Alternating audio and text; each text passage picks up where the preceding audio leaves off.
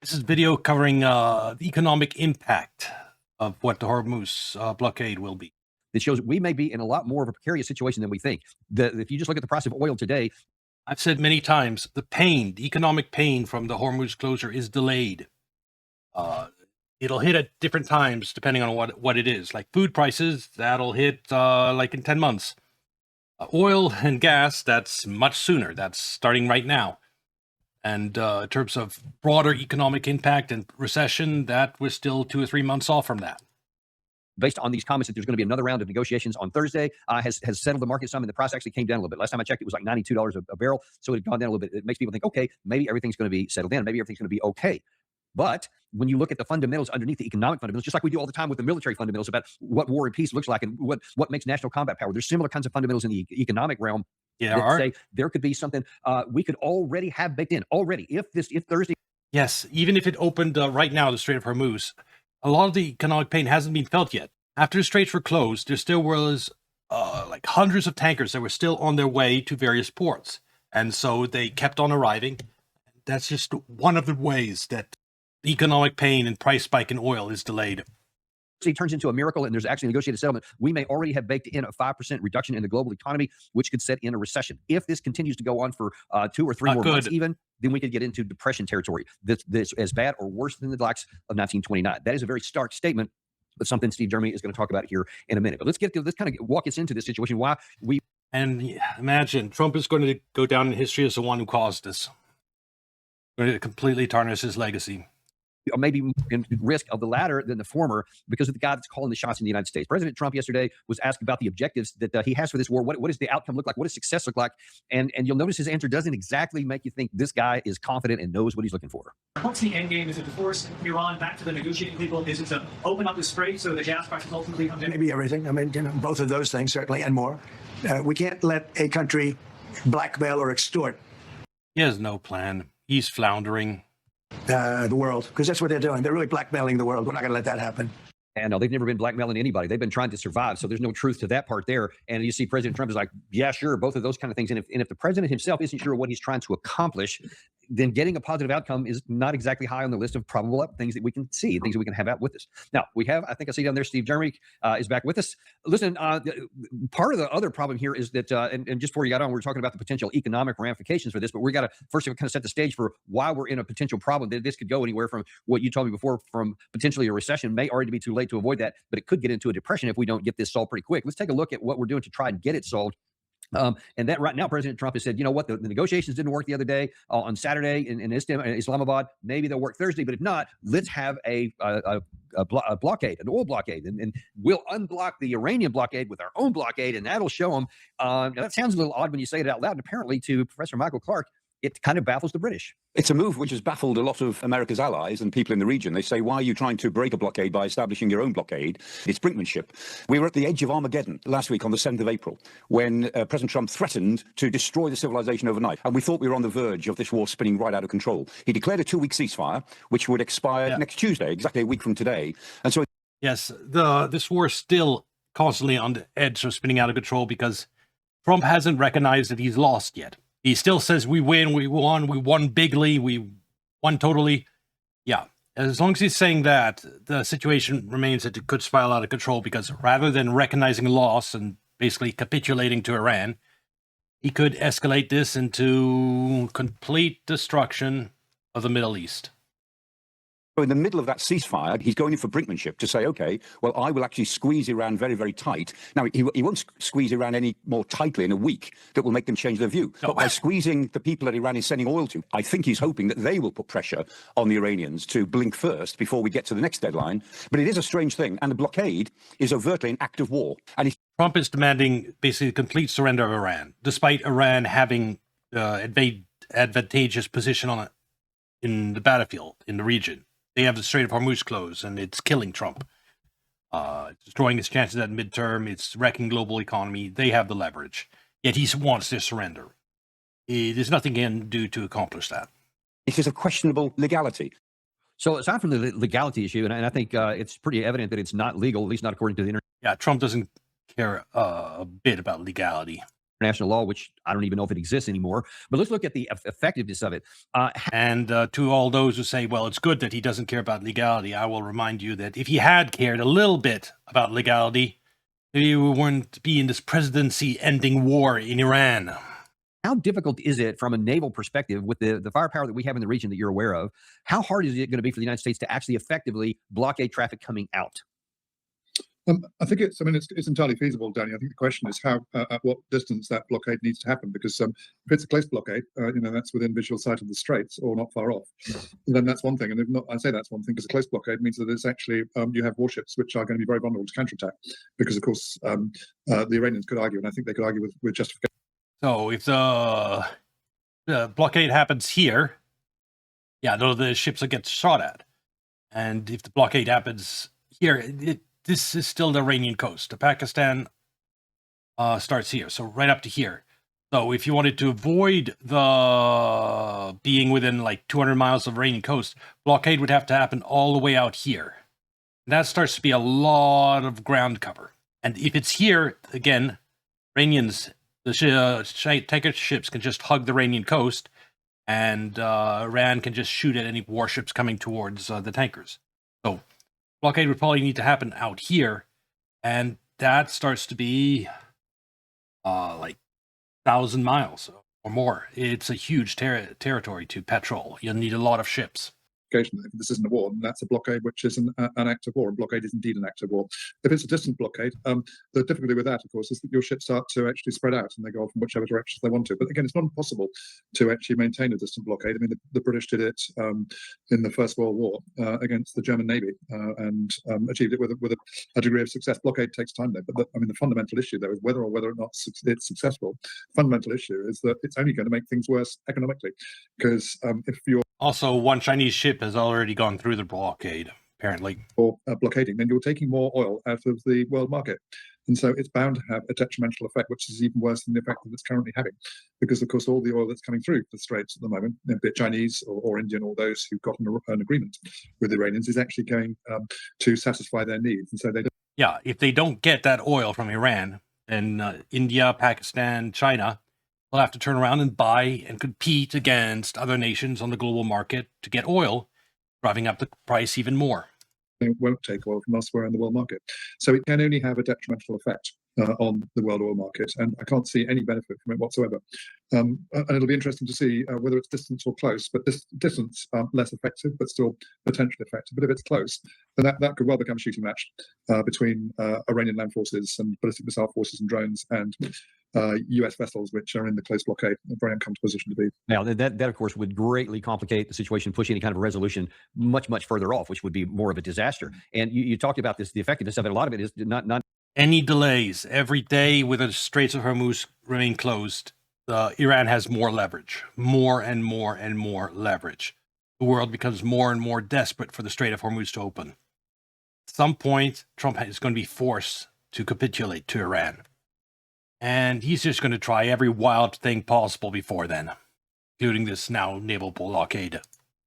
Not necessarily even the military utility of it, but the political utility of it, because we've already had one Chinese-owned vessel, the Rich Starry, has pushed through. And apparently the United States was aware of it, certainly was tracking it, but it made a political decision to let it go through. The Chinese have said, listen, this is Beijing issued its most forceful criticism yet, calling the blockade dangerous and irresponsible. And even though they didn't come right out and say it would be an act of war if you do anything to our ship, made it very clear that the Chinese are paying attention to it. So then the question is, what is this blockade going to accomplish in terms of getting the war over with and that strait opened up so that the flow comes back to normal, which is what's necessary to avert some of the dangers you're about to tell us about. Now, here's what President J.D. Vance said. He seems to think we've got all the cards.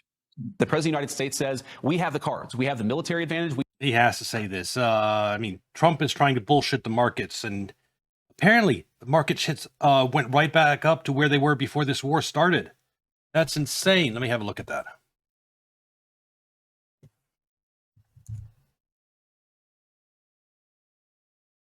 Yeah. So they'd gone down a little bit before Trump started bombing, but yes, they've gone right back up. Sell this. It's you don't want. Well, once we finish the rest of this video, you'll see why you want to sell right now. This is not staying up. We now have additional economic pressure that we're applying on them through the blockade that we've imposed on their oil coming out of the Straits of Hormuz. So we have a lot of cards. We have the leverage, and we're going to see what the Iranians do with that. He said that very confidently, but I'm, looking at the situation, I don't see it that way. How do you see it? Nope. Not at all. I think it's almost the other way around, Daniel. Not that the blockade can't be put in place, but in terms of answering your question, how does it help? I can't see how it helps at all. It's going to upset a lot of key players in this, in particular the Chinese, but not only the Chinese, including the Pakistanis. I think, for example, are negotiating the blockade. Yeah, the ones who are helping us with the negotiation. It's going to upset them. The Spanish and the French are actually talking to the Iranians. And at what stage, where is the cutoff for which ships are intercepted and which are not? Are Chinese ships to be intercepted? Are French ships to be intercepted? Spanish ships? It starts to have the look of a sort of rogue piracy state, actually seeking to sort of just muck things up, frankly. I really can't see any utility. Yeah. And indeed, it's the other way around, because actually there is an opportunity, I think, to close this war down, providing that people are cognizant of what the Iranians have said consistently for at least the last 4 or so weeks about what they see to be their conditions. And it's a question of accepting those conditions. If the president is unwilling to accept those conditions, then all it will do is extend the war. Yep. That's the trap Trump is in. He either surrenders to Iran or he delays things, the world economy gets worse, and then he surrenders to Iran. Or he escalates to the point of no return where the entire Gulf goes up in flames. And it'll extend the war towards a more catastrophic defeat. And I mean the catastrophic defeat, not in terms of the implications for America in the same way that Vietnam was a catastrophic defeat, but much more so. And this is what makes this so different to the Vietnam campaign, is the consequences in the world economy, which will be profound. Every nation on earth will hate the United States if it escalates. And, the Straits, if the Gulf goes up in flames and you have $200 oil for the next 3 years, everyone will hate Trump. He will go down as, not as bad as Hitler, but he'll go down as one of the worst U.S. presidents. President Trump seems to be cognizant of some of that risk, but he does not seem to, I don't think, recognize the significant difficulty and the near-term pressure that could be already being applied. He was asked on Fox News, I think it was yesterday, by Maria Bartiromo, what about gas prices? Because are they going to keep going up all the way to the midterms? Because that's going to cause some problems. So do you believe the price of oil and gas will be lower before the midterm elections? I hope so. I mean, He hopes so. Again, wishful thinking is all this administration is capable of right now. It's not going to be lower. I think so. It could be or the same, or maybe a little bit higher. But a little bit higher, a little bit. Much longer. So it won't be that much longer. But let me show you one other soundbite here. Professor Morandi from the University of Tehran, he was on our show a couple of days ago, and he was asked this morning on a different show, what are the Iranians actually thinking about here? Do they think this is going to result in something, or do they think that this whole ceasefire has just been a chance for the U.S. to rearm and reload? And here's what he said. Iran is preparing day and night, very swiftly. And just as Iran defeated this massive coalition against it, which included proxies in the Persian Gulf, the Israeli regime, and of course the United States, the Iranians are confident that they will ultimately force the United States to face a strategic defeat. And for Iran, this is an exit. And they have every reason to be confident. They've held the Strait of Hormuz closed for a month and a half. America could open it, it would have done so by now. Existential war. So he lays it out there. For them, this is an existential war, and they are not going to do anything to just get this over with as soon as possible and agree to whatever, which implies that President Trump may not be so right that the price could only go up a little bit between now and November. That's quite a long way away from here. But now tell us what your research and your study has shown about where we are right now. Here's the interesting part. The best case scenario happens, and this weekend we get this thing turned off. You were telling me in some correspondence earlier that we may already have baked in a recession from this. Can you explain? Yeah, I've done a couple of slides. I won't take them first, Danny, but for once I'm going to disagree very slightly with John Mearsheimer, who I'm a huge fan of. But John Mearsheimer, I think Mearsheimer might have been with you yesterday. It might have been the day before yesterday. He said that we're like the Titanic in the globe running towards the... No, yeah, that I disagree with that too. We've already hit the iceberg. The Strait of Hormuz being closed for a month and a half, that's definitely hitting the iceberg. The amount of oil we've already lost and the disruption in global economy from, it's not just the oil, it's the fertilizer, it's helium, it's a natural gas. That disruption, a month and a half, it's too late. There's going to be an impact, a huge economic impact. Question is, how much bigger can that economic impact get the rocks, and Trump is just accelerating things. I think it's different to that, Danny. We've already hit the rocks. So yes, we already have. In terms of the consequences, and what's now happening is if we accelerate, we're just making the hole bigger and bigger. So if Gary can put the first slide up, it's a very simple slide, but this is the slide which shows the relationship between GDP, energy, and population. I'll talk about population in a bit, but what that shows you mathematically is that those three things are extremely closely correlated, and indeed the correlation mathematically is higher than 0.9, which mathematically is extremely high. And in my view, GDP is essentially a consequence of energy use, and that's the way I think about it. I don't tend to do my economics, although I've been trained in it. I'd agree that there's probably a huge link, energy and GDP. You have more cheap energy, you can run more factories, build more stuff, take more trips, move more products. Don't do it using currency. I don't do it using energy. Now, what that means is that when you suddenly take a lot of energy out of the system, out of the global system, then so too does GDP depart. So I think the second slide, I think I've actually done my first. This is a very rough and ready, Danny. So, but what I've done in here is a growth trend, which is the trend from about 2022 all the way through to 2029, and you can see that dip, which is when the Straits of Hormuz are closed. And what I've got modeled there is about a month before the impacts happen, and then I've assumed that we have about a 4-week closure, which is what we're probably talking about. And you can already see this is a 4-week closure. We're already at 6 weeks closure, so we're already worse than this. That the dip is equivalent to can't see. Here is 2027, or 2027 is right here. So it would take us into early 2027 before we've recovered from what has already happened. That's why I say the pain is coming. There's a delay. Economy is like a shockwave going through the global economy, and the shockwave hasn't really reached us yet. It's just beginning to. Deep recession, so it's in excess. You can't see it quite on the screen, but 2022 is 100, so you can see that percentage-wise, we're probably talking about 7 or 8%, perhaps even higher, in terms of the reduction in GDP at that moment. And then what I was seeing 7 or 8 reduction in GDP is about a 8-week overall closure of the Straits. And then after that, I'm using Sam Cogliano. I don't know if you come across Sam. He runs a very, very good podcast called All About Shipping, or it might be What's Up with Shipping, I think. If you get a chance, Danny, get him on. He's a fantastic commentator on this. But actually, he makes the point that if you go back to the Evergreen scenario, where the Evergreen actually plugged the Suez Canal, that for every 1 day of problems in the Suez Canal, there was a 6-day recovery period for the whole global maritime system to get back in shape. So I've assumed that multiple, and what that shows is that even at this moment, that if we were to stop in the time frame that I've said, we would not be seeing significant improvements in GDP or anywhere back to trend until the early 2027. So it'll run through the rest of this year, the recovery time. If you do the next one, Gary, there I've modeled a 16-week closure, and you can see that the consequence of that long recovery period takes us well into the late 2027 is here. This is 2028. Yeah. So 2 years to recover from this. And like 16% drop in GDP. 2027, 2028 period. I can't see those numbers on the bottom. When the red line reconnects with the blue line up there, what date is that? Yeah, that's mid to late 2028. Danny. So you can see that, yeah. So this is a long period of recovery. And what's going on? Can you help us understand why that would be, whether it's this one or the previous chart? Because one would think, and certainly the market's seen too, that hey, if you just get the thing back opened up, everything will be fine. We'll just get back to the way it was. Maybe there'll be a month or two to get all the tankers back in system, but after that, we'll be fine. But you're saying this could go on many months already. Why is that? Yeah. Well, it's a number of reasons. But one of the primary reasons is that the whole of the global transport system, which is predominantly, when it comes to weight, so to mass, is predominantly maritime. And so all of the vessels are all over the place. So and we'll talk about the energy system, but we'll talk about LNG and we'll talk about oil. They're all over the place, and it takes a significant amount of time for the market to get back to its position. But it's not just that, because of course the other thing that's going on about this is that we're starting to see breakdowns in the global supply chain. Supply chains, exactly, like the loss of helium from the Gulf that affects like semiconductor production in Taiwan and other places, and that affects more consumer goods in other places. This ripple effect. So the pain is coming.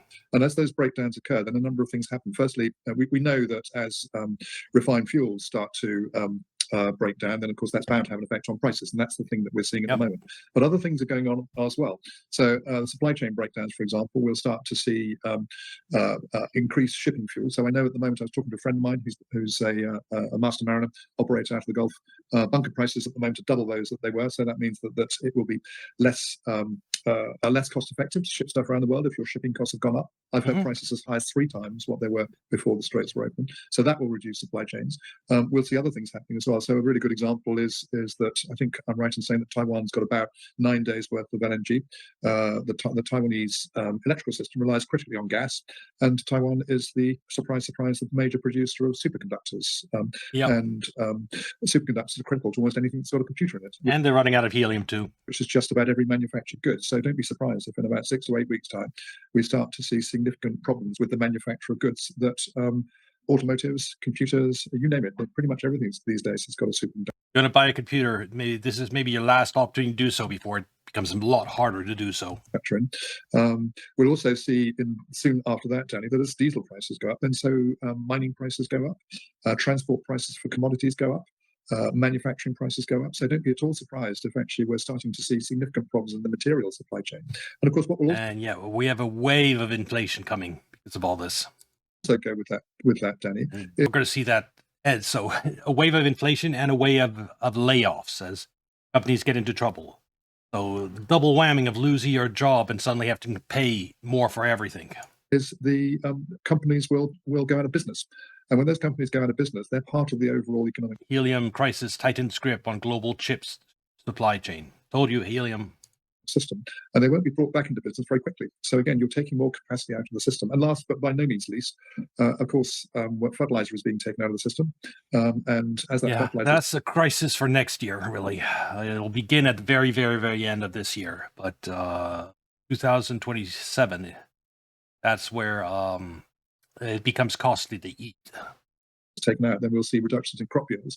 It's growing season in the Northern Hemisphere at the moment, so don't be surprised if we see significant reductions. The figure I've heard is 40% reductions in crop yields in the summer and autumn onwards. And it's worth bearing in mind as well, of course, that the other thing that we've already done to promote this is the Russia-Ukraine war. Given that Russia is the biggest combined producer of LNG and oil, but also I think produces something like 40% of the world's fertilizers, or it might be 40% of European fertilizers. So this is happening all across the system, Danny. And I think what's important to understand as well, fertilizer prices out of whack right now, is that I don't think, and I've been thinking about this for the best part of 12 or 15 years, I don't think anybody really understands the global logistics supply chain in the sorts of detail that is needed to really understand what's happening. No, it's not possible. It's so complex, and because of secrecy on part of companies that don't want to reveal where they're getting stuff, and for the competitors, they don't want those to know. So, yeah, it's and to add to that, you have this whole shadow fleet of tankers moving stuff outside the grid because of our sanctions on Iran and Russia. Yeah, I think it's too complex. You can look at a big picture view like he did and estimate, but to know precisely when what will break down, it's hard. I've been trying to model it with a colleague, and it's really, really complicated, and it's very, very difficult to find any references on it anywhere in the. We'll find out something is broken after it's broken. Literature. So is it a situation, Steve, where the system, I mean, you're having a hard time modeling it, but yet there it was working, and it's been relatively effective. But now that it's been disrupted, is your concern that since we don't really know how it was working before, we don't know how to take the broken parts and try to reassemble them back in so that it makes it smooth again? Is that your concern? Yeah, and I think the other critical issue here, Danny, of course, the system has not been designed through intelligent design. It's been designed by the market. So the system is a result of the international markets. And markets are fine at making things extremely effective. But what they eventually do is what we've seen happen is that they make things more and more profitable, which means that supply chain systems are just enough, just in time, and less resilient. So inventories are smaller and smaller. And so when shocks do happen, there's much less resilience in the system. It used to be that companies, whatever, would have like big stocks. So like they're manufacturing something, you'd have a big supply of the parts you needed to continue manufacturing that. So if there was a supply disruption, it wouldn't matter. You could just keep on making because you had this 2 or 3 months stockpile of the parts you need. Then this idiotic notion of just-in-time inventory was pushed in the West, everywhere, where, okay, Now, instead of having a 2 or 3 month supply of parts, you have a 1 week supply of parts. And you just make sure the new parts come in constantly. And as long as that happens, there's no problem. And it's more profitable. You don't have this huge inventory. But anytime this COVID or this closure of Strait of Hormuz or any other type of big disruption in supply chain, everything goes to fucking hell. Just in time sucks.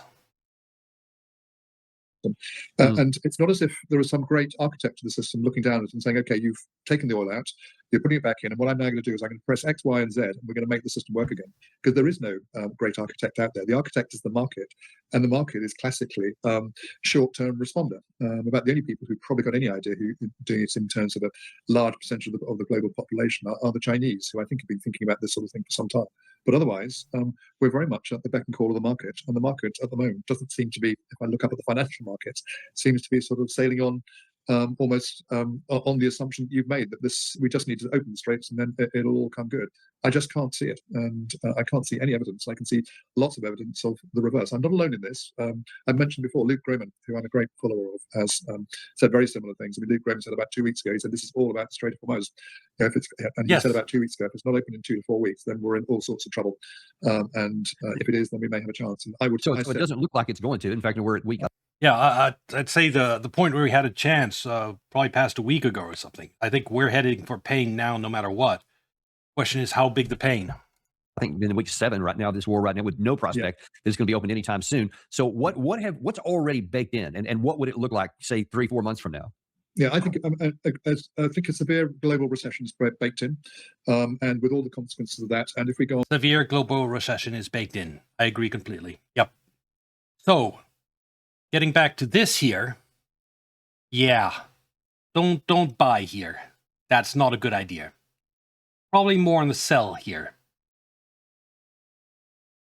for much longer, a global depression is baked in. What that modelling shows you, and do bear in mind, it's what I would call ROV modelling, so it's rough order of magnitude. There's no detail in it, but I would bet my modelling over that of any economist, because they do all their modelling with currency, which is it changes over time, it changes in regions. So it's a terrible measuring instrument. So if you could explain to us or describe what that looks like, and so we're say July or August. What is our economic landscape going to look like? What does recession look like right now to a consumer?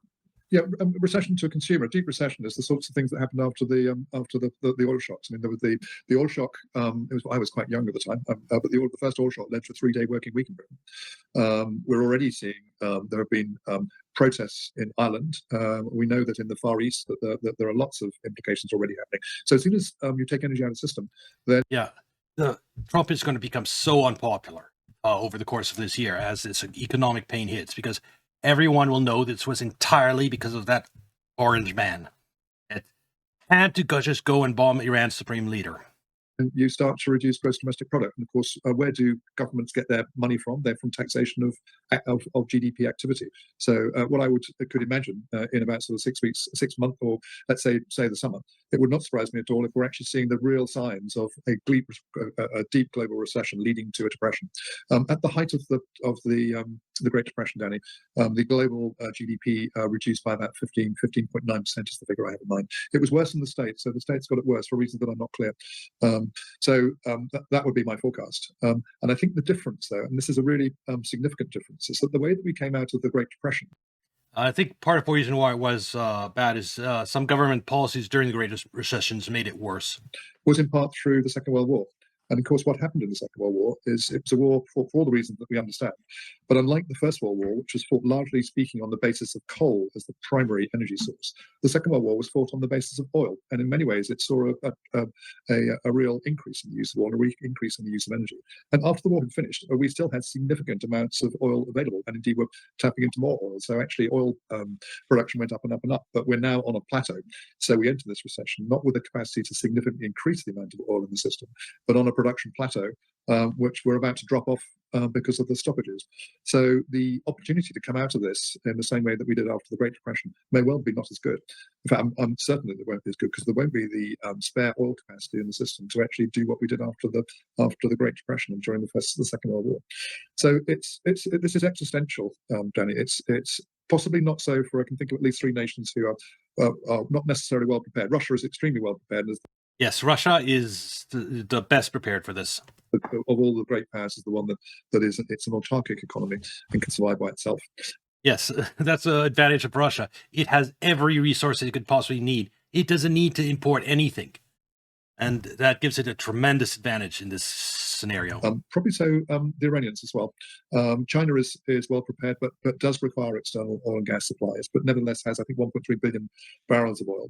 And they are friends of Russia, which could provide all the oil they need. Europe's exceptionally vulnerable, and the United States, you will have problems in the States as well. But at least you've got Canada to the north of you, your own shale fields, and the potential, albeit not that great potential, in Venezuela.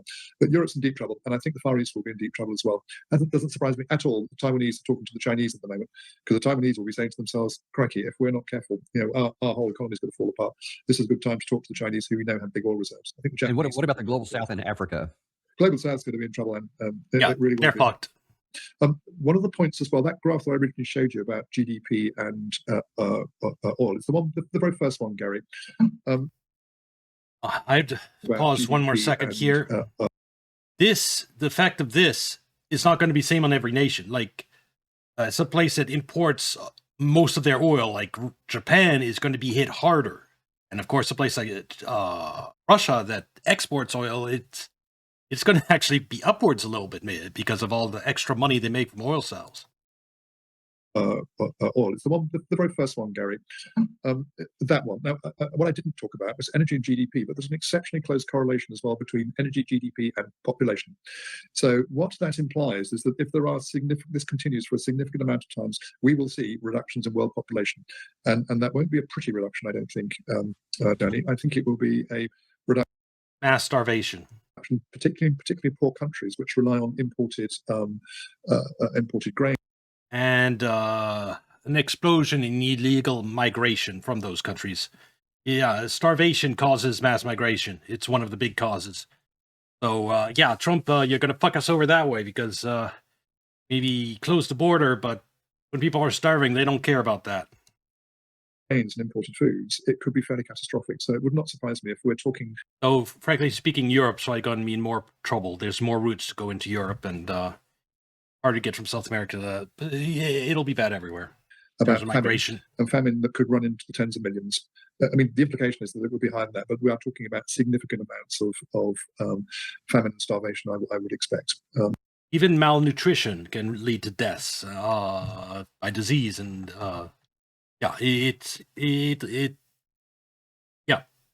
And miscarriages. It's a horrible thing to say. Who is at the most risk of that? I would say that's, again, very difficult to say. I've always felt that the countries that were at the most risk were the middle-income countries, because they're countries where they're not yet starving, but they're in actually fairly perilous states. And I felt that the countries which are extremely poor have always been poor, so they're better able to cope. But I would expect it to be. I mean, sub-Saharan. No, I disagree. Poor. When global food prices skyrocket, it affects everywhere. Poorer you are, you just can't buy food. The food will be rerouted to the rich countries. Africa, the places such as Afghanistan, and anywhere really where actually you've got quite large and rising populations without sufficient or on the edge when it comes to their agricultural capacity to keep populations in food. That's where I would expect to see. Anywhere that relies on imported food and has poverty. People don't understand, but actually, I was brought up as a son on a farming estate. My father managed large rural farming estates. It's hugely energy dependent. You've just got to look at these great big tractors these days, the combine harvesters. I think for every 1 calorie of food that's produced, takes 10 calories of energy. But it's the same at sea, Danny, and I've sort of been a fishery protection officer. And if you look at the great big beam trawlers and the great big vessels out there, they're all critically dependent on diesel. So as soon as you start to take diesel out of the system, and diesel is the transition fuel, not gas, as soon as you take diesel out of the system, then you're having effects all over the place. It's the same in construction. It's the same in mining. All the plant in mining is diesel. It's the same in logistics. So diesel is the critical one to watch here, Danny. And I would expect and hope that in this country we'll be rationing diesel for private comment there. Iran starves the war with this war they started. They didn't start the war. It's the United States that bombed Iran's supreme leader. Because I think it's much more important that we keep it available for food. That's Trump fishing. And how close is Britain to doing that, do you think? Has there been any talk of it publicly yet? No, there hasn't. But I'm nervous about that because I'm not sure that the British government fully understand this. In fact, I'm not sure any of the European governments understand it properly. I can. Yes, they're choosing not to understand it. There are some people in the knows, people like him in governments everywhere that are sounding these warnings, but they're doing basically the same thing as Trump. They're just wishful thinking that it won't be that bad. Somehow it will be resolved in the Middle East. It's only when the real pain starts hitting in like a month that they're going to be like, and they realize it's just going to get worse. Yeah, they're going to start understanding. Can see signs of things going on. So let's take aviation fuel. The last tanker that was full of aviation fuel landed in Britain, not Thursday, but the Thursday the week before. And after that, we do produce our own aviation fuel because we do have North Sea oil and gas. But I've got, my airbase when I was in the Fleet Air Arm was, it's about 20 miles away. And I know that helicopters that have been up country from that airbase were finding it more difficult than they'd expect to get aviation fuel. I know that what we're also seeing in Ireland, for example, there have been barricades of energy producing facilities in Ireland. And again, it's difficult to say exactly how much there is in the system, but generally speaking, the inventory in places like Europe, I don't know what it's like in the States, but the inventory is not that great. So it's by no means impossible that actually the shortages could be much closer than people think. There's no sign of this, unfortunately. We're in survival mode. Alabama row crop farmer economists speak of struggles amid Strait of Hormuz closure. That's about fertilizer and fuel, because you need both to farm. In government preparations, but I took the liberty of writing to my own local government and setting out what I thought ought to be done in terms of triage and in terms of being prepared for what I think could be an extended energy crisis. I don't think we're talking here about an energy crisis which is short and over. I think we're talking potentially about an extended energy crisis. And are you talking about even once the flow has been returned? It'll be as long as Trump's ego holds, and that I think his ego can hold a while. After everything he's been through, after clawing his way back and getting reelected, I think he's in no mood to accept complete defeat and failure and humiliation. So he's going to keep on saying, we won this war. As long as he says that, there's no hope of this ending. Earned. Yeah, I think this is going to take a significant amount of time. And it may well be, Danny, that we won't get back to the levels of GDP that we were at before the straits were closed.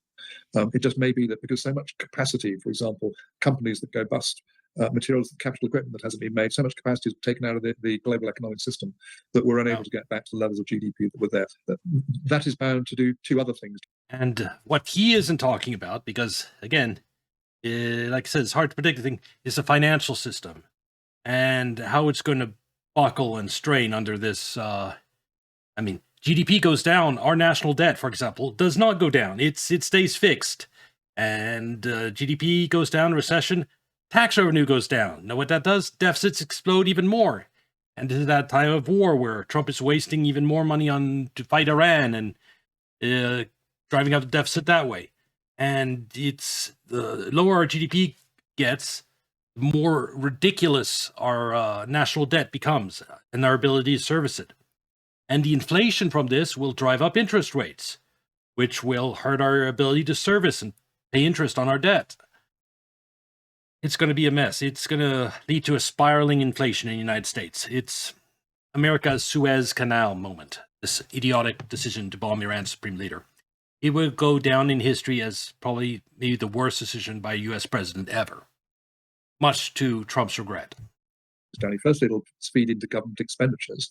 So suddenly, if your tax revenues are heading south, then you and I both know what sort of impacts that will have, especially in debt-laden Western countries. Yours is a very good example of that, but so too is the rest of Europe, with one or two honourable exceptions. I mean, the best country. And Europe's about to try to fund the Ukraine war through selling debt in a couple of weeks. And how is that going to go with inflation spiraling and the economy suffering? There'll be much appetite for that debt. In terms of debt in Europe is actually Russia. But the rest of the European nations are fairly heavily indebted. So the question is how they get out of a system where actually they're into an economic recession, but going into it with great, with significant debt. And the second area is in the markets as well, because the markets are decided on the assumption of growth. And up there in the markets, there are, trillions worth of derivatives and those sorts of things, all of which are working on the assumption of growth. When I was did my year at Cambridge, my special subject in international economics was something called the total. And another reason pushes back up is that's the way the markets work. You can draw a line through here, trend line. And when the trend line is broken downwards, often tries to crawl back up to that trend line, and then it goes down more. So that's the point we're at. So I expect it somewhere around here, then down. COVID tax was on derivatives. And I made the decision after leaving that year at Cambridge to come back to the Navy, which I never regretted. In a way, if I'd done it, I might be a little bit better off than I am now. But the key point is that the derivatives market again is something extremely complex. I would not be at all surprised if the other thing that we see playing out over this year is another great financial crisis. I can't. Yes, definitely. But that's still coming.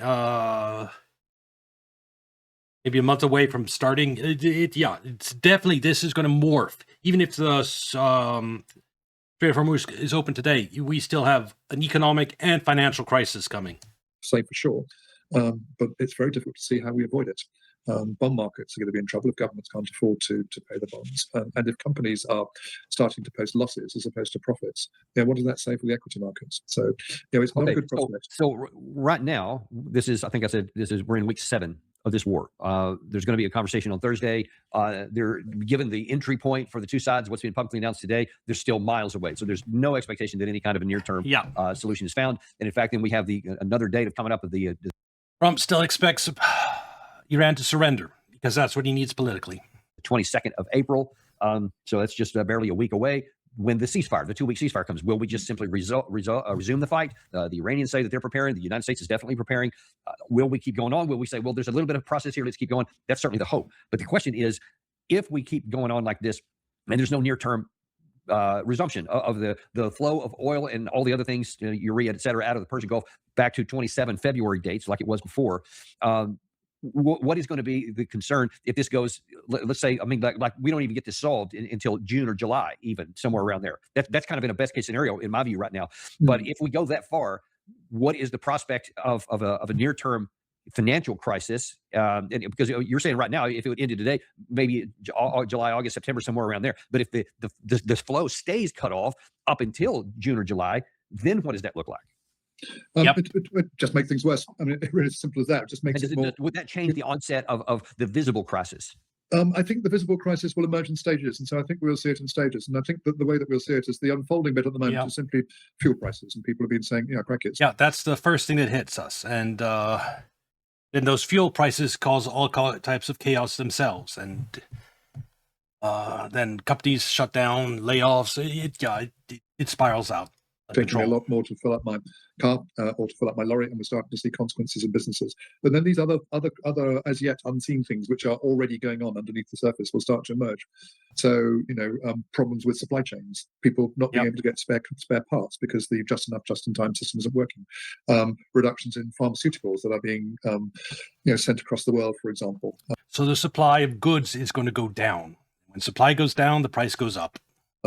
Thank you, Gary. That's a slide. I was looking at this about 14 or 15 years ago, and that's a slide which I produced for the first time I introduced this, Danny, back in Oxford. And in it, I suggested a number of things would increased migration. I said, of course. Starvation in poor countries, the scramble towards the rich ones. Happen. I suggested that we would see a much more increased political strife. Definitely social unrest, but that's next year. It's food. Food is really what drives social unrest. Gas prices, that'll hurt and things. But when you had riots across the Middle East, that was back during the 2010 food crisis, where like wheat doubled in price. And we're seeing that obviously because some people are assuming that their governments ought to be doing better in terms of the provision of fuel, which of course they can't do because it's been taken out of the market. I thought we would see significant. Well, they could have done better by pressuring Trump not to start this idiotic war. Some geopolitical tension in the places that we're seeing it. I would thought. And what can you tell us about what's going on in Ireland right now? Because that almost seems like maybe that's, I don't know if it's the canary in the. Oh, I like it. There's 3 kings on the world stage: Russia, China, and United States. That's accurate. Coal mine, or if it's just the first one, or if it's even related, because it seems to have a lot to do with diesel.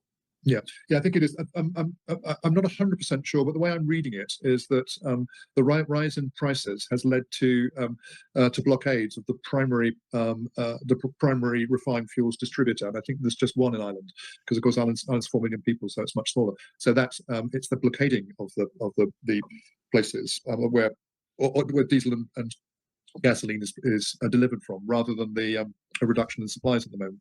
So I think that's price related as opposed to supply related. And the point about price related is at least you can still buy some. Where you get into great difficulty is when when you've got security of supply. So there isn't the oil there. We had a fireman strike. It must have been about 15 years ago here in Britain, Danny. And from what I remember, I think we had got down to about 9 days left of oil, of petrol and gasoline. Yeah, that's a very, very short time before the whole of the economy starts to shut. And at some stage, you need to triage it. So I think that's the case in Ireland. It may be supply as opposed to price, but I think it's a price. It's a price blockade. It's going to be interesting watching all these countries try impose draconian measures to try to reduce fuel usage. But correct me if I'm wrong. Whether it's price or supply, when they can't get the amount of oil at the price that is allowing them to do their jobs and their business and their life as it has been, then that's going to make people angry, and they're going to start doing stuff like this. So whatever the cause of it, if this starts to manifest, every company has a price limit on what they can afford to buy in terms of oil. After that, it just becomes unprofitable to operate. And its price of oil goes up beyond that, then company has no choice just to shut down. Manifest in a reduction in the amount of diesel or the price, because those probably would go in tandem. Then I think I'm asking, I guess rather, can we expect to see this kind of popular uprising elsewhere in Europe? Yeah, for sure. In fact, it's been happening before. So, do you remember the riots in Sri Lanka? That was all about fuel. So, and if you start to look around the riots around the world, I mean, I've got a slide somewhere which I didn't. And there'll be a lot of anger at the EU for cutting themselves off from Russia fuel. If they hadn't done the stupid Ukraine war and alienated Russia and cut themselves off from Russian fuel, they'd be all set to weather this crisis in the Middle East. It would be an Asia problem. They just keep on getting gas from Russia. Didn't send, but it showed Peru was another place where there were rising fuel prices were starting to lead to political instability within countries, and we're almost bound to see more of this. And the reason that we're bound to see more of it, Danny, is that our populations are generally energy blind. They don't understand the role and the centrality of energy to how we do everything. And most people would not imagine that crisis in the Persian Gulf, a desert region of the. Yeah, see all that yellow? We'd never imagine a crisis here would result in a global food shortage. That doesn't make sense to most people. They don't understand that everything depends on fertilizer, and fertilizer comes from the Persian Gulf. When you take if you take a barrel of oil, it has about the same amount of physical work in it as about 4.6 years worth of human work to do the same amount of physical work. So it's like having billions of slaves on our side. And people often say, well, the great improvements in the economy have been due to technology. I simply don't think it's true, because technology doesn't work with energy. And as I say, the central and the most important fuel by far, I would say, is diesel, because diesel runs just about everything. I mean, people in my generators, etc. Most recently, the offshore wind sector, but I'm neutral to both. I just love the offshore energy place. But people say, well, our technology is the cheapest now. You'll hear that around Europe. Renewable energy is the cheapest. I say no, it's not. It's cheap because we've got cheap diesel, which is the key input cost, and the cost of capital has been right down on the floor because, of course, our interest rates have been down on the floor. So other than open up the Strait of Hormuz back to 27 February levels, which, like I said, doesn't seem to be happening anytime. What are some mitigation that countries can do? Like if you were made the energy czar of the world tomorrow morning, and you could wake up and all you have to do is tell people in any country what to do, and they would just do it to try and mitigate against some of these things, as long as the strait stays closed. My advice for Russia: just laugh. What would you recommend? Yeah. It depends where you are, Danny, because if you're in countries, again, this is another thing I said in that Oxford lecture all those years ago. I said there are going to be lucky countries and unlucky countries, and the lucky countries are those with are the energy exporters. For some, it'll be a little bit difficult. But the energy exporter countries will be those who can still run their societies. If you take, let's put Russia on one side, but if you take Europe, the country that's probably the best off in Europe is Norway. It has about 95% renewable energy because it's got hydroelectric dams, and it's got been exporting oil and gas, and still has oil and gas reserves left. So it's energy independent and will be okay. But those countries which are not energy independent, they will struggle, and it's difficult to see exactly what could be done. I think essentially what we've got to work out is how we actually move from a society which is ready for what has been used to cheap energy prices. Cheap, I say that energy that is cheap, high quality and plentiful, to energy societies where the energy is scarce, low quality and expensive, and that's the transition with which we're faced. If you ask me what I'd be doing if I were in Europe, or if I were in the Far East, then the two things I'd be doing, well, particularly in Europe, would be quite counter to the culture that I'm currently seeing in Europe. I've heard our Prime Minister this morning here in Britain say that British security is his foremost concern, and it's obviously not true. No, because the not foremost true at concern all. should be to make sure this country has adequate energy supplies and to actually help ensure there's energy supplies. He should have prevented this Iran war. The first thing I'd do, or the first two things I'd do, I'm not sure which order I'd do them. The first thing I'd do is I'd be talking to my European colleagues and saying we need to bring this Russia-Ukraine war to an end and start to ensure that Europe has access again, if the Russians are content with this, to Russian oil and gas. Russia, until the war, produced 40% of Europe's refined diesel. And the second thing I would do is to reach out with others and take the lead from the Spanish and the French and reach out to the Iranians and say that we want to cut a deal with you and to start to get European energy flowing through the Straits of Hormuz according to your terms. And if the White House didn't like it, I would just get on with it anyway. I would make. But the globalists can't do. The leaders in Europe are globalists, and they exist to prop up the U.S. hegemony, and so cutting deals with Iran is unthinkable to them, and cutting deals with Russia, same. And so the Europe will suffer under their rule. Clear to the American population that this wasn't an argument between Europe and the United States, but rather an argument between Europe and the White House, which clearly does not have Europe's security interests at heart. Not at all. Is doing something which is having an existential impact on. They would have never started this war while the Ukraine war is ongoing if Trump cared at all about Europe, and because he's already U.S. basically forced Europe to cut itself off of cheap Russian gas. And now, through its Iran war, it's cut them off from cheap Middle East gas. Soon they'll be cut off from semi-expensive American gas because of export restrictions. That's coming in the United States. Don't worry about it. So EU is fucked. On Europe and the Far East. People talk about the existential war, which on the one hand is existential for Iran and it's existential for Israel.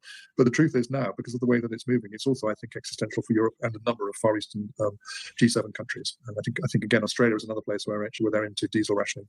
So all over the world, countries which had nothing to do with the decision to launch the war are now picking up all the consequences. So it's an irony when we hear President Trump say that Europe should sort itself out. I mean, my message, if I were in Europe to President Trump, would be, you broke it, you fix it. And meanwhile, we're going to get on and work with the Iranians to try and open up the Iranians and the Russians and open up the supply of hydrocarbons that our economy so critically need.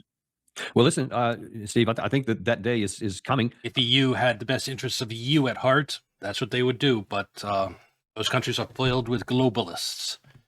That they're thinly veiled U.S. puppet states. That's not happening. Okay. Let's look at a couple quick stories. And I want to put these next elements up on the screen. It's unclear, actually. In Hungary, there was recently an election just yesterday, and Trump's ally, Orban, was defeated. And we went over yesterday that Trump basically betrayed Orban completely and undermined him. And when he supported Trump against, he was the only one in Europe that supported Trump, and Trump left him high and dry and basically fucked him over. And he lost the election as a result. And yeah. Actually, how much? But this slide just points out that, yeah, Hungary hasn't changed its views on immigration and all types of stuff like that. They just thought Orban he was a loser. He backed Trump, and then Trump stabbed him in the back. That makes him a loser. Much of that is going to be changed by Magyar, and this is where Hillary Clinton and Ann Applebaum's posts about good farewell to Orban were interesting, because Magyar came out of Fidesz. This is from Martin Versavsky, who says Magyar is not the anti-Orban. He is running on a platform that is Orban without the corruption. As Orban, Magyar opposes the EU migration pact. He voted against the loan to Ukraine. He wants strong borders and has no plans to reverse Hungary's energy ties with Russia before 2035. On every substantive question that defines the European left-right divide, Magyar sits exactly where Orban sits, and that stands up. He also says Peter Magyar succeeding Orban is not as if Kamala Harris beat Trump, as the left believes, but as if Ron DeSantis beat Trump. So, Rob, do you think that's a fairly accurate? Yeah, that's fairly accurate. So, just pointing that out, Hungary election, Trump ally loses because Trump betrays him. China. We should bring China into this. Sure. A4. Let's put it up on the screen. A4, please. Yeah, this is a Bloomberg tear sheet here. The headline is China urges restraint as Trump threatens to blockade Hormuz. Sagar, the Chinese reaction to all of this, not surprising, but also, again, undermining the case that this was some type of 4D chess move that was going to isolate China. Yeah. What's interesting about This Hormuz blockade, I don't think it's going to work out. the China thing here is they urged restraint. They also came out and they warned Trump. They said, you're not going to threaten our energy alliance with Iran. It has nothing to do with you. Remember, they've been buying a lot of Iranian oil over the years. It's not a huge percent to them, but now at this point, they kind of want to prop up Iran and they want to make sure that they're getting money, especially as an adversary here. We do know that they were some of the people who tried to get Iran to the table in the peace deal, which is very interesting. They're one of the people who actually pushed them over the edge. Now, though, by antagonizing China and directly threatening to inspect and to board their vessels, which would be heading to Iranian ports, you're in a whole other universe, right? Like, I mean, imagine, in the United States, a Chinese vessel, well, if an American vessel was transiting through the Taiwan Strait and it was subject to boarding, and we're going to war over something 100%. like that, and a significant amount of our trade moves through either Taiwan or the Straits of Malacca. Either of those could be very, very easily boarded and or inspected by the Chinese, according to their whole 9-line claims, which, who exactly are we to say when we're going to blockade Iran? And by the way, blockade is, of course, an act of war, which needs to be authorized by Congress. Congress is actually back in session. And it's possible that China at some point sends warship to accompany its tankers, like Russia has started doing in the North Sea. Identify some of these mines. The United States is now engaged in a blockade of the Strait of Hormuz as we try to pressure Iran to do what we want them to do. There is a negotiation, potentially another session set for Islamabad on Thursday. We'll see if that happens. We'll see how effective this blockade itself is. How hard would it be to actually work? And if someone tries to cross the line, which by some reports has already happened, how effective is this blockade? To try and answer all these questions and figure out where in the world this war is going, we have back with us today Colonel Douglas McGregor, Defense and Foreign Policy Analyst, former advisor to the Secretary of Defense, and highly decorated combat veteran. Doug, welcome back to the show. Hey, thanks, Dan. I appreciate it. Well, let's just jump right into this issue with the blockade, because there are all kinds of pretty brash comments coming out about the White House. A lot of the, I guess, well, almost said actors, maybe that would have been the right word, supporters of the Trump administration on mainstream media. And then we're going to see, how close to reality does that come? And let's just look at the first one here. Here is Jack Keane talking on, I think earlier today, on how this blockade is actually going to work. Crazy general soundbite incoming. CENTCOM has established a radio communication net that all ships trying Strait of Hormuz don't look open, do they? to leave or And look how the ships, Iran-speaking ships, go like this route here. So it's really close range and absolutely total control over them. And they could sink any ship that passes through. And anyone that tries to go this way, they gets attacked. You have to come here, and they can have a look at you and decide if they want you to pass. And arrive in the Gulf area, we'll communicate with them. If their intent is to pick up Iranian oil and transport it out, they're not allowed to do that, and we'll tell them where to park. If they test it and they want to sail through the straits and they're not responding to the guidance that CENTCOM is telling them, then we will board that ship. And we'll probably do it with Marines from helicopters, or we can do it from a seaborne as well. Not going to be able to get that oil out of there. That is a fact. Yeah, that is a fact, Doug. There is no way, because we're going to tell them where to park. If they don't, we'll get mad. What do you say? Well, this is a tough talk, and we need to understand that this is a pretty difficult mission for the United States Navy. Imagine that you're sitting in the wardroom with the ship's captain, you're one of his officers, and they're trying to sort through the confusing picture. Which one do we go for? Which one do we ignore? What's going to happen to us? What can we or can we not do? Are we allowed to? again, just look at this picture here. CENTCOM has established a. Look at all these little dots, and little dots going in and out of this region. You need to figure out which one each ship is. If it's maybe it's a ship that was coming from here, that it didn't go through the Strait of Hormuz. The huge amount of traffic going like this, that bringing in supplies for the entire Persian Gulf here. So you need to sort out whether it's a ship that went through the Strait of Hormuz. Keep track of it. It's a nightmare. Rearm, reprovision very, very quickly. And even though the destroyers enforced this so-called blockade, the carriers and the cruisers were what made the whole operation credible. The carriers, there were 8 carriers involved with this. I don't know what we have out there right now. The last time I looked, the George Bush was steaming around Cape Horn down in the south of Africa, trying to get up into the Indian Ocean. But we had 8 carriers. We had 6 to 10 cruisers. So these are much larger vessels. Some were dedicated to submarine chasing. Some were simply carrying aircraft and so forth. But it was not just those around Cuba, which is a big island. We had 8 carriers blockading Cuba. You also had additional vessels at sea, stopping any ships from the Soviet Union that might try to get in and warding off others. And these were further out in the North Atlantic. It was back in past when we had 8 carriers. I don't think we have that many carriers. U.S. aircraft carriers. number 11. But we do have 11. But we can't afford to put all of them in one place. And rarely are more than 5 or 6 deployed at one time. That's why it always in my mind it's a lower number. They have 11, but only 5 or 6 are deployed. And that's in the past we used to have more because, like I said, there were 8 involved in blockading Cuba during Cuban Missile Crisis. In other words, this was a huge effort to ensure anti-submarine warfare dominance, overwhelming air dominance, and effective and nonstop command control and air defense.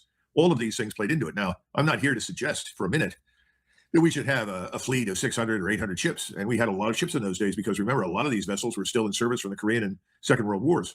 Yes. A number of the U.S. warships. Total number of active ships in the U.S. In U.S. military. This back in Cuban Missile Crisis, we had over 1,000. Now we have 300. We don't have as many ships as we used to. But I think we have to understand that President Trump decided to do this, and I'm not sure that he sat down with naval planners and asked them, "No, he didn't. Of course not. What is reasonable? How far can you go? What do you recommend?" Normally you don't, and I don't know what happened, but you don't turn to the chairman of the Joint Chiefs and say, "This is what I want them to do. Get a hold of the CENTCOM commander, make this happen." Normally you bring in people that are subject matter experts and you ask questions. I don't think that's... Yes, and you find out what the options are. But Trump isn't operating that way. Like, he asked them to go after Iran's nuclear material, and that's why we had that disastrous weekend with all those aircraft loss, as military tried to fulfill Trump's idiotic demands. Ever really happened with President Trump. I simply think he makes decisions and then tells everybody to go for it. Yeah. Well, and that's exactly what has happened. Is he said, "Yeah, I want a blockade," and so now he has at least one on. That's exactly it. Without understanding the military implications or the political implications, he just tells military to do stuff like bomb Iran's supreme leader. Military does it, and then he gets this crisis because he didn't understand what he was doing. Paper, but as that graphic Gary was showing up there again, it had this whopping 12 plus warships that were involved with this, according to one of those previous ones there. And as you said, there was 180 on the other one in 1962. So it seems to me that the troops to task ratio, as we used to call it back in the day, doesn't seem to be like it's really going to get anything really done. And then the bigger question is, what happens if what that King was describing there, what if they say park here and they don't? As a matter of fact, it seems that we've already had one example of that. According to DropSite News, one Chinese-owned vessel, the Rich Starry, has already transited the Gulf. In fact, it had turned back at one point, and then I guess they got information, I don't know, from Beijing, and they said, "No, run it." They did. No one did anything about it. So what does that tell you about the efficacy? I don't know. I mean, obviously, we would be very foolish to provoke a war with China over Chinese access to the Persian Gulf. Now, there have always been people in Washington going back to the 1990s, people like Richard Pearl and Paul Wolfowitz, names that should be familiar to some people who lived through the first Gulf War and then the second one in 2003. They were always interested in grabbing China by the throat by controlling the oil resources in the Middle East. I still think for them it was in the final analysis about Israel and Israel's dominance. But having said that, we would be very, very foolish to precipitate a conflict. So I suspect someone in CENTCOM was given the word that let's not provoke the Chinese over this particular vessel. In the future, we'll work on a way to get past this. I'm not sure that we at that point were really sure in great detail of what the rules of engagement were. And, we've talked about this before, whether you're on land or at sea, in the air, those rules really have to be crystal clear. I'm not sure that they are. I would love to see what they're saying. And that would be very helpful. But right now, I think it was a good call to let that Chinese vessel through. Now, that vessel, once it tanks up, is going to have to come out. That's another matter entirely. And speaking of China, Xi Jinping is saying, "Hey, by the way, this is a bad idea." He said, in fact, it's dangerous and irresponsible. And he said that the world must not be allowed to revert to the law of the jungle. Since there is no UNSC authorization for this is a unilateral decision by the United States. As you said, it's historically regarded as an act of war, pretty straightforward. And we are, you may recall back in January when the U.S. took Venezuela and stole away Maduro and said we're going to take their oil, et cetera. There was a lot of complaints that we weren't following the rule of law, we weren't following the Constitution. And there was a whole list of folks. We used to show this summarization of a lot of comments that we are the law of the jungle. We are the lion in the law of the jungle. We don't have to follow that anymore. That's the old days. Are we in the law of the jungle right now?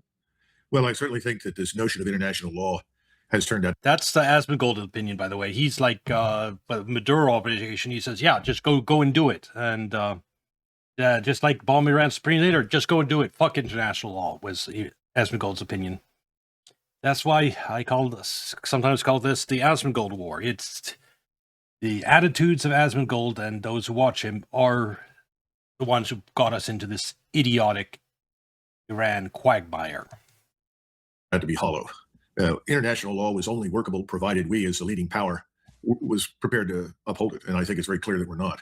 So I think the whole idea of international norms, this nonsense about the liberal democratic order, all of that has gone down the toilet. We've thrown that overboard in Ukraine. We've thrown it overboard everywhere we've been, I would argue, certainly since 1965. In other words, international law is only international when we care to enforce it or we like it. Otherwise, we determine we're going to do whatever we want. Again, this is very popular, especially with the people that love. Asmongold loves it. Donald Trump. They cheer. This is being tough, and we have to be tough if we're tough. Yeah, even if that toughness, sends the entire global economy into a depression, we got to be tough. Everything will be fine. The problem is the world's changed a lot since 1962. One of the things that Americans don't understand is, let's assume we decide to challenge the Chinese over their access to the strait. 2 or 3 Chinese submarines properly deployed can sink everything that we own in the Indian Ocean in no time. Then you're up against a submarine warfare challenge. I don't know how well we would do. We did very, very well in the 60s and 70s for the most part, and even into the 80s. But that's an area we don't know too much about right now. Yeah, we cannot fight Iran, Russia, and China at the same time. Now, that's beyond U.S. military. We'll lose. Now, I would even argue that the age or era of large battle fleets at sea, surface fleets, is over. But if you're going to do something like this, you have to think long and hard about all of the ancillary requirements. How many small boats, how many helicopters, how many auxiliary vessels, all of these things that come into this do you have? How do you refuel and replenish while you're at sea? Where do you have to go to pick up the replenishment? It's a nightmare. I'm not sure we're totally prepared for this. I think we're already overstretched at sea. And again, we've got one carrier that's coming around the bend. I don't know what we've got up in the Mediterranean. But the point is, I don't know how long we can keep this up. And what do you do if you can't keep it up? Well, that is the problem. That's one of the things. I mean, we talked about this on the land war itself, or the war on the Iranian landmass, because you said, we actually asked you this before the war started. How long could the United States, with this armada that had been massed up there, how long could it continue to fight? And you said it would only be some number of weeks, and then they were going to have some kind of a pause to rearm or refuel. And that's exactly what has happened. So now we're in this so-called ceasefire. But one wonders if this was not really because of what you identified early on, that by firing all these missiles, especially a pretty high rate of fire, that we're going to run out the stockpiles we had physically located there. We're going to have to bring them in. During this time so far, we have seen profound amounts of C-17, C-5, C-130 transports flowing in from Europe and the United States into this area. They're using the ceasefire to replenish our supply of offensive weaponry that was completely depleted by the war so far. So the United States really needed the ceasefire to replenish its offensive arsenal, and its defensive arsenal to the extent it can. Which gives the impression that they're doing exactly what you suggested and restocking. But the question is, wherever they're getting this stuff from, and the primary stocks, how many are there? How long can we keep going on with the missile fire or in the C2? And we, as of last week, had used 25% of our total worldwide Patriot missiles. The Tomahawk missiles, sorry, Tomahawk. 25% of our total Tomahawk missiles. We need some of them in case we go to war with China, so we can't afford to use them all in Ukraine. In Iran. How many more can we afford to ship there? I mean, those are critical questions. Do you have any estimates? Well, I know that the Russians and the Chinese are both sending whatever they can in terms of humanitarian assistance as well as military assistance to the Iranians. So I think large numbers of Chinese missiles and certainly missile parts, radars, and so forth have flowed into Iran during this pause. In other words, if this turns out to be not much more than a pause, and I think that's eminently possible, it's possible that by next Monday, we will feel confident that we've refurbished the force to the point where we can renew the war. I mean, I would not exclude that by any means. The ceasefire will only last. Yeah, that's what Trump will do. He won't surrender. So expect by next Monday missiles to be flying in both directions again. As long as we see some benefit to it. And since the ceasefire itself is not going to produce the collapse of Iran or anything else, I don't think it's going to last that long. Second part of this that nobody ever brings up is what happens to the petrodollar. I mean, the petrodollar is on the skids as it is. Right now, Iran has already begun urging everybody to pay for oil in yuan. Frankly, they'll take other forms of currency, but they're not going to take dollars. I think we're staring at the end of the petrodollar. If this lasts much longer, we've had it. And people don't seem to understand how important the petrodollar is. By compelling everybody to do business in the energy markets with dollars, you ensure that the dollars that are spent end up being reinvested in the United States in our treasury bonds. That's being the modus vivendi, the engine of our prosperity. It's basically everything. The majority of the oil sales, for example, Saudi Arabia, end up right in the U.S. stock market and U.S. Treasury market, fueling our growth. And right now, that's cut off. That's broken.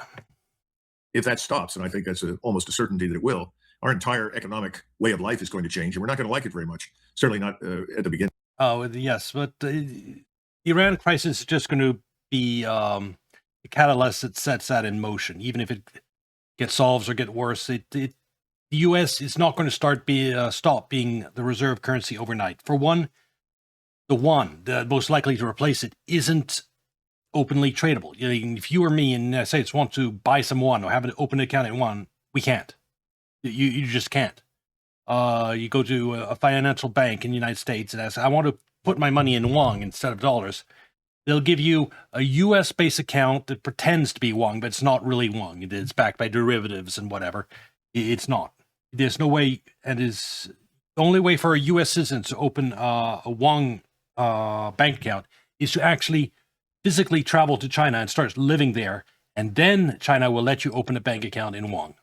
That's the only way. So that's out of reach of most people. And that means it is not an alternative to the dollar yet. And Russian ruble with the Ukraine war going on, no one's going to want to make that the reserve currency. And so there's just gold. That leaves gold. How is gold doing these days? Yeah, it's on its way back up.